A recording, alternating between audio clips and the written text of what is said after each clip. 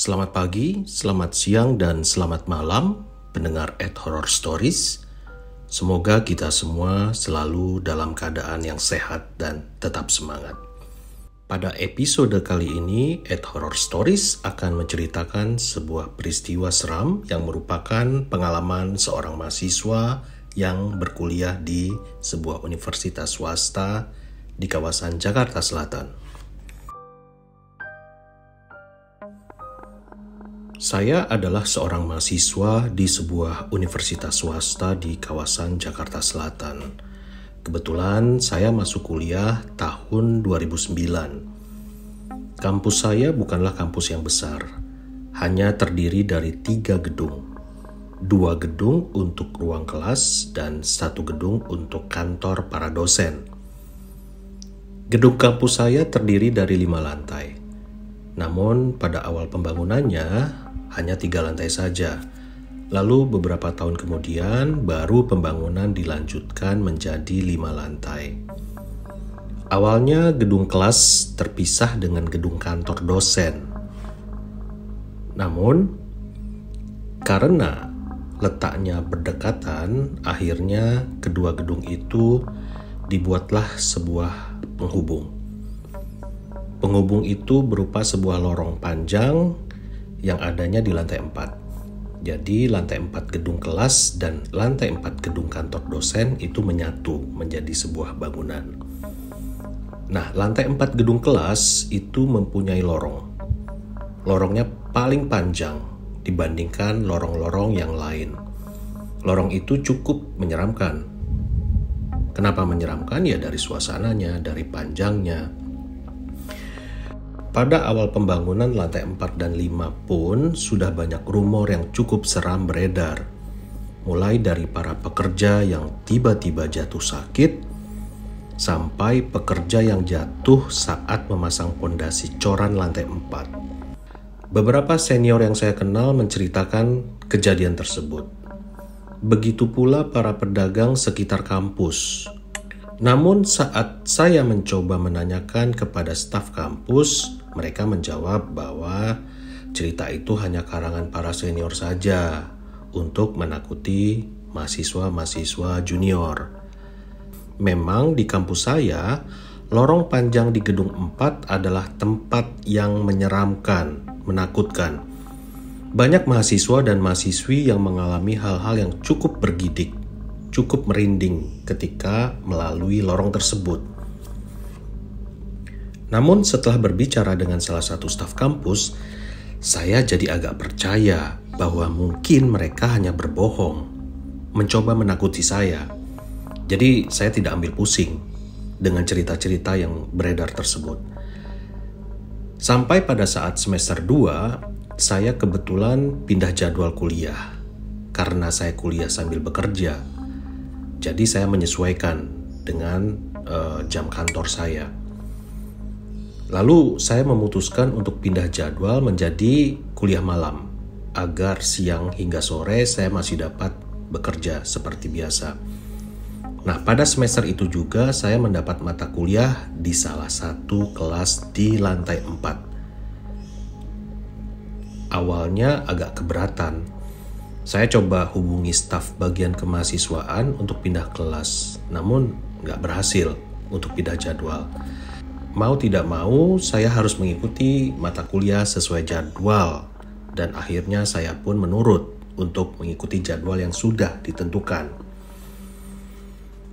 Di jadwal perkuliahan saya tertulis bahwa kelas dimulai pukul 8. Setelah menyelesaikan pekerjaan, saya langsung berangkat menuju kampus. Dan ini adalah hari pertama saya mengikuti kelas di jadwal malam di gedung 4 tersebut. Saya tidak boleh terlambat. Saya tidak tahu dosen seperti apa yang mengajar. Jadi supaya lebih aman, saya harus datang lebih awal. Selepas maghrib, saya berangkat menembus jalanan ibu kota. Jalanan saat itu cukup padat. Cukup lama waktu yang saya habiskan agar sampai ke kampus. Pukul 7:30 malam saya sampai. Saat ingin memasuki gedung kelas, saya berpapasan dengan satpam yang berjaga malam itu. Karena saya kenal baik, maka saya sempatkan untuk berbincang-bincang dengan satpam tersebut. "Tumben nih dek masuk malam?" Satpam itu bertanya sambil menepuk bahu saya. "Iya nih, lagi dapat kerjaan. Lumayan buat bayar kuliah," jawab saya sambil tersenyum. "Emang harus gitu dek, mumpung masih muda. Kalau ada kerjaan kenapa nggak diambil? Lumayan, jadi nggak nyusahin orang tua." Begitu timpal satpam tersebut. Saya juga mikirnya gitu pak. "Ya udah, saya duluan ya, udah telat nih pak." Saya sedikit berbohong agar dapat menyudahi percakapan. "Oke dek," jawab bapak satpam tersebut. Saya pun pergi meninggalkan satpam itu. Saat itu suasana kampus sudah sepi. Mahasiswa yang mengikuti kelas malam tidak terlalu banyak. Setidaknya tidak sebanyak di kelas-kelas yang dilaksanakan di pagi hari atau di siang hari. Lalu pelan-pelan saya menaiki anak tangga menuju lantai 4.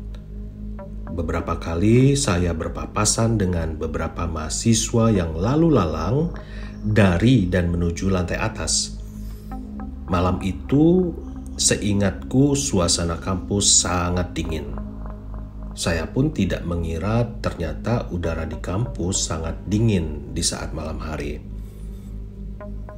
Setelah beberapa lama, akhirnya saya sampailah di lantai 4. Saya diam untuk beberapa menit, memandangi lorong di lantai 4. Ternyata benar-benar menyeramkan. Keadaan lorong ketika itu sudah sangat sepi. Kelas-kelas di sekitarnya sangat gelap. Satu-satunya penerangan hanya lampu yang bertengger di langit-langit lorong. Tiba-tiba angin dingin menerpa wajah saya. Bulu kuduk saya berdiri seketika. Tidak heran banyak cerita seram di lantai ini, karena memang seram sekali pikir saya ketika itu. Saya terus saja memperhatikan lorong panjang, seperti orang yang terhipnotis, hingga sesuatu menyentuh pundak saya. Saya kaget bukan main, seperti kena serangan jantung. Saat saya menoleh, ternyata seorang mahasiswi berdiri tepat di belakang saya. Ia mengenakan baju berkerah warna krem dengan tas selempang.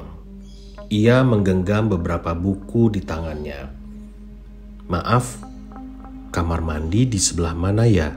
Mahasiswa itu bertanya sambil tersenyum.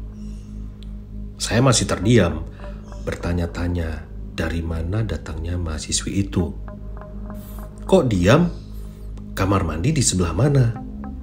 Mahasiswi itu bertanya lagi dengan nada lebih keras dan nada tinggi. "Oh, kamar mandi ada di ujung lorong," jawab saya sambil menunjuk ke lorong panjang. "Kamu anak baru ya?" Saya kembali bertanya sebelum ia sempat menjawab. "Iya," mahasiswi itu menjawab pelan. "Mending pakai kamar mandi lantai 5 aja deh, jangan yang di sini. Ini saran saya aja." Saya mulai agak gugup menjawab. "Kenapa emang?" Ia bertanya pelan. "Gak apa-apa sih, cuman banyak yang gak beres aja di lantai ini." Mahasiswi itu hanya tertawa. Saya merasa aneh. Baru sekali ini mahasiswi tertawa saat mendengar hal-hal yang seram. "Gak apa-apa kok, makasih ya." Mahasiswi itu meninggalkan saya. Saat dia pergi, entah kenapa bulu kuduk saya makin berdiri. Mahasiswi itu berjalan pelan, semakin lama semakin menjauh. Dan saat berada di ujung lorong, tiba-tiba ia dengan sengaja menyeret kakinya, sehingga menghasilkan suara gesekan yang amat menyeramkan. Perasaan saya mengatakan bahwa ada yang tidak beres dengan mahasiswi tersebut. Akhirnya saya langsung lari ke arah berlawanan dari lorong itu menuju kelas saya.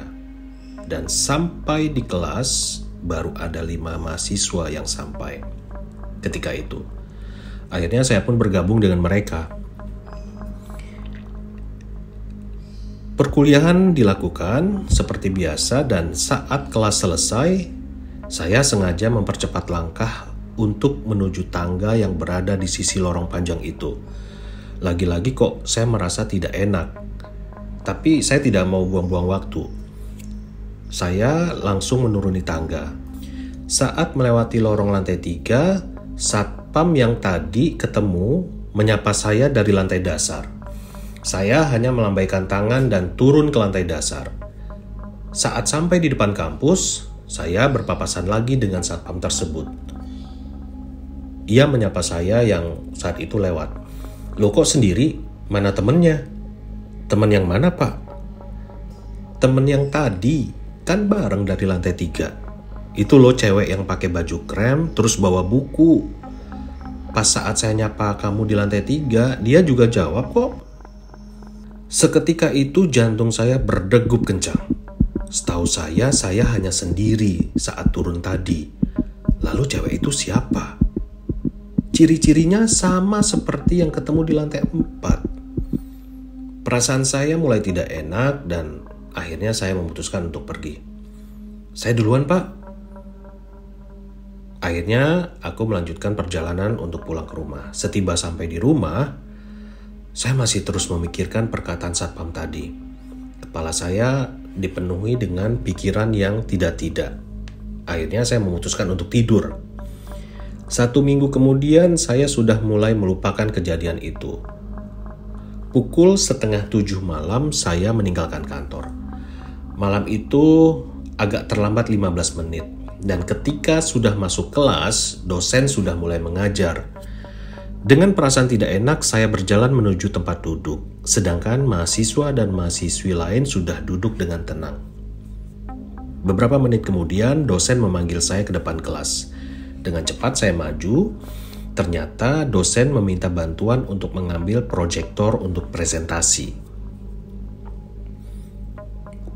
Untuk membalas keterlambatan saya mengiyakan. Akhirnya saya keluar kelas. Tapi saat sudah berada di luar kelas, saya baru sadar bahwa ruang perlengkapan berada di ujung lorong panjang itu, tepat di sebelah toilet. Saya agak menyesal telah mengiyakan permintaan dosen tersebut.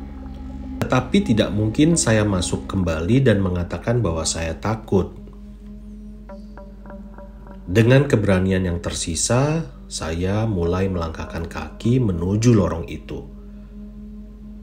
Rencananya adalah mengambil proyektor dan pergi secepatnya. Suasana lorong benar-benar sepi. Tidak ada seorang pun di sana. Pelan-pelan, saya melewati lorong itu dan fokus tatapan saya hanya ke depan di saat berjalan. Lampu penerangan di ujung lorong dekat lift ternyata mati. Jadi, penglihatan kurang begitu jelas. Semakin lama keberanian saya semakin terkikis. Saat sampai di pertengahan lorong, tiba-tiba ada angin dingin yang berhembus di wajah saya kembali. Saya berhenti berjalan dan menoleh ke belakang. Ternyata keadaan masih sama. Lorong, kosong, sepi. Saya menarik nafas panjang, agak sedikit lega. Lalu kembali berjalan menyusuri lorong tersebut. Tetapi kemudian lagi-lagi langkah saya terhenti. Sesuatu menarik perhatian. Tepat di ujung lorong di depan lift, saya melihat sesuatu bergerak di antara kegelapan. Tetapi saya tidak tahu apa. Karena benda itu bergerak dengan cepat, berpindah dari satu tempat ke tempat yang lain. Untuk beberapa detik, saya berpikir mungkin seekor kucing. Namun setelah saya melihatnya bergerak lagi, saya sadar bahwa itu bukan kucing. Karena memang bentuknya bukan seperti kucing. Tiba-tiba benda itu bergerak mendekati ke arah saya. Hingga akhirnya saya dapat melihatnya dengan lebih jelas. Ketika itu saya masih belum bisa menebak apa itu sebenarnya. Benda itu semakin dekat, dan saat itulah jantung saya berdetak cepat. Ternyata benda itu adalah sebuah kepala manusia yang menggelinding. Saya dapat melihat sebuah rambut hitam ikal dan sebuah wajah yang ditutupi dengan darah. Juga senyum yang menyeringai saat kepala itu memperhatikan ke arah saya. Kepala itu berhenti beberapa meter di depan saya. Itu benar-benar kepala manusia. Wajahnya rusak, kulitnya pun sudah membengkak berwarna kebiru-biruan. Darah segar mengalir dari mulutnya yang menyeringai, memperlihatkan deretan gigi yang sudah hancur dan mengeluarkan suara yang menyeramkan. Ada sebuah luka menganga di kening kepala itu. Luka yang memperlihatkan lapisan dalam kepalanya. Tubuh saya gemeteran. Tidak dapat bergerak, jantung saya berdegup sangat kencang hingga membuat tubuh saya terasa panas. Rasanya ingin teriak, tetapi bibir saya keluh. Suara saya hanya tertahan di tenggorokan saya yang kering dan tercekik. Sedangkan bola mata merah dari kepala itu terus memperhatikan dengan tatapannya yang tajam. Sayup-sayup, saya juga mendengar suara geraman kembali yang melengking dan penuh amarah. Tubuh saya sudah basah dengan keringat dan saya sudah tidak tahan. Dada seperti mau pecah karena tidak mampu lagi menahan teriakan yang tidak dapat keluar dari mulut. Beberapa menit kemudian kepala itu kembali menggelinding mendekati saya. Makin mendekati dan saya bertambah takut. Suhu tubuh menjadi semakin panas dan akhirnya teriakan saya pecah. Saya berlari sekencang-kencangnya. Beberapa kali saya terjatuh, tetapi saya bangun kembali lalu berlari. Saat sampai tepat di depan kelas, saya tidak bisa berpikir apa-apa lagi. Saya dobrak pintu kelas dengan sekuat tenaga hingga seluruh isi kelas kaget. Setelah itu saya ambruk tidak sadarkan diri. Ya, saya pingsan ketika itu. Begitu saya sadar, ternyata saya masih berada di dalam kelas.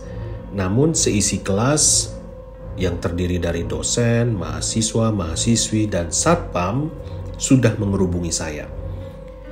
Saya minta untuk dipapah turun ke lantai dasar, dan akhirnya saya dipapah sampai ke bawah oleh para teman-teman dan satpam. Saya dibaringkan di sebuah kelas di lantai dasar dan diberi minum segelas air putih. Setelah berbaring beberapa lama, akhirnya perlahan-lahan trauma dengan kejadian tadi mulai hilang. Semua orang yang mendampingi saya bertanya, apa kejadian yang saya alami barusan? Lalu saya hanya menceritakan garis besarnya saja. Jujur saya masih merinding saat itu, saat menceritakannya. Apalagi ketika itu masih berada di lingkungan kampus. Rasanya seperti ada yang masih memperhatikan. Tapi sepertinya satpam dan dosen sudah mengerti. Mereka langsung menyuruh saya pulang ditemani oleh beberapa mahasiswa yang turut mengawal sampai di rumah saya.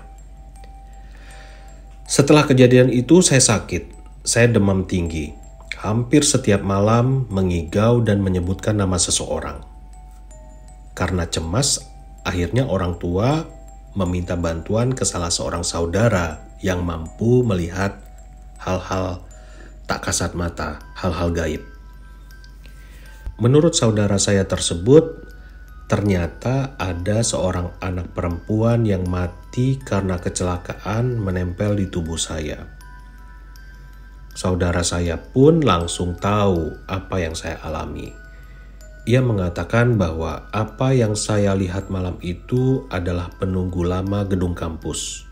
Wujudnya adalah kepala manusia yang suka menggelinding di lantai pada tengah malam, dan memang makhluk itu suka mengganggu manusia. Tetapi sosok anak perempuan yang menempel di tubuh saya sesungguhnya tidak jahat. Ia hanya merasa kesepian. Saat melihat saya, arwah anak perempuan itu tertarik. Ia ingin berteman dengan saya. Tetapi akhirnya saudara saya menyarankan untuk mengusir anak perempuan itu. Karena biar bagaimanapun tidak boleh ada arwah yang menempel di tubuh manusia. Akhirnya orang tua saya mengadakan pengajian. Dan setelah itu pelan-pelan keadaan saya menjadi normal dan sembuh kembali seperti sedia kala. Akhirnya saya dapat kembali berkuliah dan mengubah jadwal. Saya kembali mengikuti kelas pagi dan berhenti dari pekerjaan saya, agar saya fokus dengan perkuliahan saya.